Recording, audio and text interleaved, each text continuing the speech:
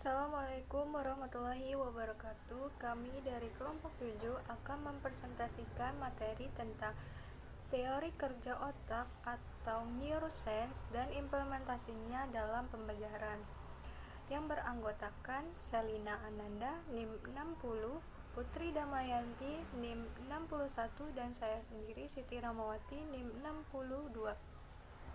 Latar belakang: banyak peneliti menemukan bahwa manusia belum maksimal dalam memakai otaknya, baik untuk memecahkan masalah ataupun menciptakan ide-ide baru. Hal ini tidak lepas dari sistem pendidikan yang berlaku saat ini, yang hanya menggunakan otak bagian luar kiri. Otak ini berperan untuk memproses logika, kata-kata, matematika, dan urutan dominan untuk pembelajaran akademis.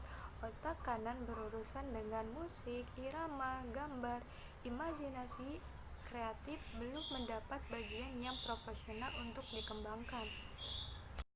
Jika dilihat dari sisi pendidikan, kebanyakan sistem pendidikan di dunia lebih menjurus kepada aliran pemikiran otak kiri. Para pelajar atau siswa di seluruh dunia dilatih untuk membuat keputusan dan melakukan tindakan berdasarkan logika dan rasional. Ringkasnya, corak pemikiran otak kiri imajinasi menyongkong kepada logika dan rasional, sedangkan dalam gaya pemikiran otak kanan, logika dan rasional akan menyongkong imajinasi. Para pelajar tidak bebas berpikir dan tidak mampu dan tidak berani melahirkan ide-ide baru, apalagi ide-ide yang amat bertentangan dengan individu yang berpikiran konvensional. Penemuan Muktair dalam neuroscience semakin membuktikan bahwa bagian-bagian tertentu otak bertanggung jawab dalam menata jenis-jenis kecerdasan manusia, kecerdasan matematika, dan bahasa yang berpusat di otak kiri. Meskipun untuk matematika tidak berpusat secara tegas di otak kiri, kecerdasan musik dan spasial berpusat di otak kanan. Kecerdasan kinetik sebagaimana yang dimiliki oleh dahi berpusat di daerah motorik korteks cerebri. Kecerdasan intrapersonal dan antarpersonal ditata pada sistem limbik dan dihubungkan dengan lobus prefrontal maupun temporal. Assalamualaikum warahmatullahi wabarakatuh. Nama saya Selina Ananda, NIM 60. Di sini saya akan menjelaskan pengertian neuroscience. Neuroscience adalah ilmu yang secara khusus mempelajari neuron atau sel saraf. Sel-sel saraf ini yang menyusun sistem saraf, baik susunan saraf tepi maupun sistem saraf pusat. Umumnya, para neuroscience memfokuskan pada sel saraf yang ada di otak.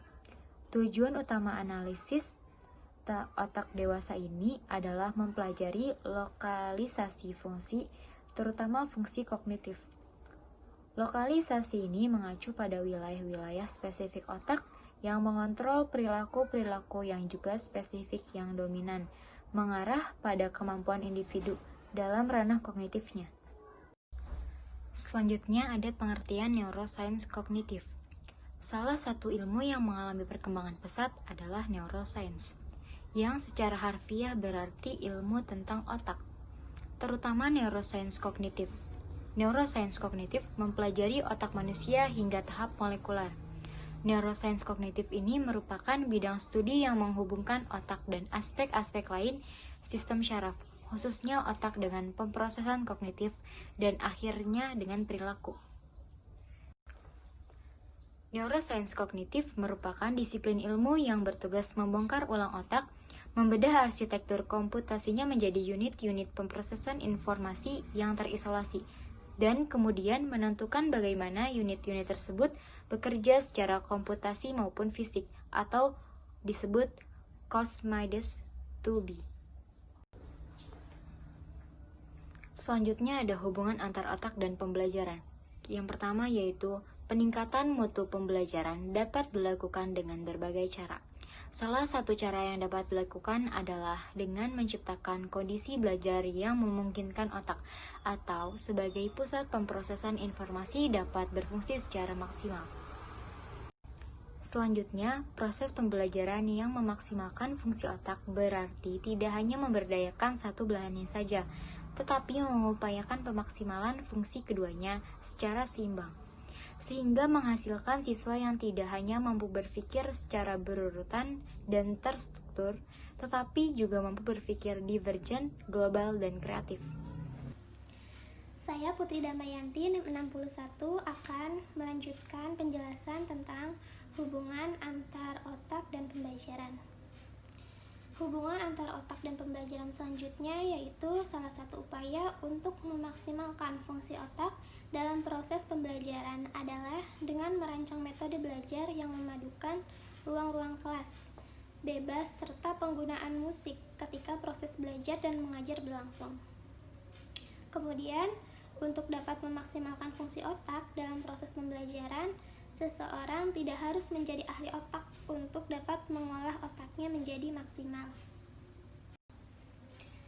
Pembahasan selanjutnya yaitu implementasi neuroscience kognitif dalam pembelajaran. Cognitive neuroscience mulai diperkenalkan dalam bidang pendidikan dengan adanya paradigma Brain Based Learning atau PLB, pembelajaran berbasis otak. Dalam pembelajaran berbasis kemampuan otak ini melibatkan pembelajar secara penuh, di mana pola pembelajaran diubah dari rileks menjadi pola pembelajaran aktif sehingga tiap simpul-simpul dalam otak dapat memainkan perannya secara utuh. Pembelajaran ini diyakini juga secara langsung berperan terhadap proses pengkayaan otak. Adanya pengalaman-pengalaman baru mampu merangsang pertumbuhan dan perkembangan sel-sel otak. Terdapat 5 kunci dalam proses pengkayaan otak ini, yaitu yang pertama memberikan stimulus baru, yang kedua stimulus yang diberikan harus bersifat menantang, yang ketiga stimulus yang diberikan harus koheren dan bermakna, kemudian yang keempat pembelajaran terjadi sepanjang waktu, dan yang kelima harus ada sebuah cara bagi otak untuk belajar dari stimuli baru yang menantang dan menimbulkan umpan balik. Nah, oleh karenanya, dalam pembelajaran berbasis kemampuan otak ini perlu dilaksanakan tahapan kemampuan sebagai berikut, yaitu yang pertama pra-perencanaan, yang kedua persiapan, kemudian yang ketiga inisiasi dan akuisisi, yang keempat elaborasi, yang kelima memasukkan memori, keenam verifikasi dan pengecekan keyakinan, dan yang terakhir pengkayaan dan integrasi. Sekian presentasi dari kelompok kami. Apabila ada kesalahan, mohon maaf. Wabillahi taufiq wal hidayah. Wassalamualaikum warahmatullahi wabarakatuh.